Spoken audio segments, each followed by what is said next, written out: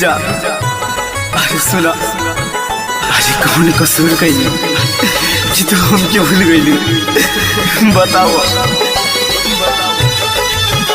अब जोरे हार जाए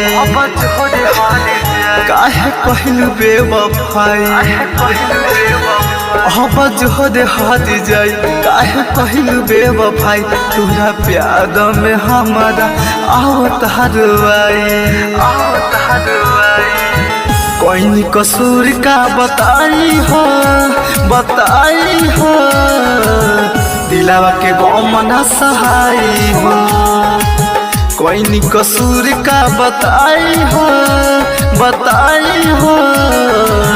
दिलावा के गम न सहाई हो।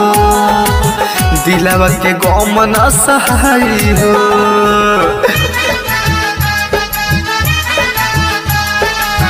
दिलावा के गम न सहाई हो।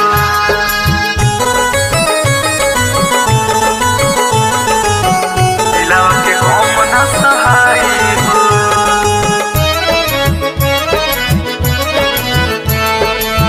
दिलावा के गम न सहाई हो। जान गईनी तोहरा के हम तो पहचान गईनी। जान गईनी तोहरा के हम तो पहचान गईनी। दिहल जखम नहीं भूल पाई। मन कर जहर खाई मर जाई हो। कोई कसूर का बताई हो दिलावा के गम न सहाई हो। कोई कसूर का बताई हो दिलावा के गम न सहाई हो। दिलावा के गम न सहाई हो।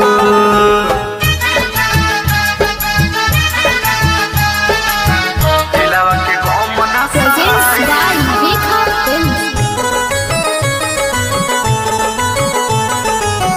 दिलावा के गम न सहाई हो।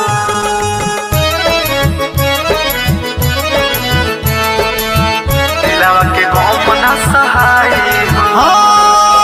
राइटर सजीद कैसे भूल पाई। कृष्ण कमाल नहीं जी पाई। राइटर सजीद कैसे भूल पाई। कृष्ण कमाल नहीं जी पाई। सूरज संवरिया का बताई हो। चली गई छोड़ी हर जाई हो। कोई कसूर का बताई हो दिलावा के गम न सहाई हो। कोई कसूर का बताई हो दिलावा के गम न सहाई हो। दिलावा के गम न सहाई हो। राधा डिजिटल रिकॉर्डिंग स्टूडियो समाता चौक।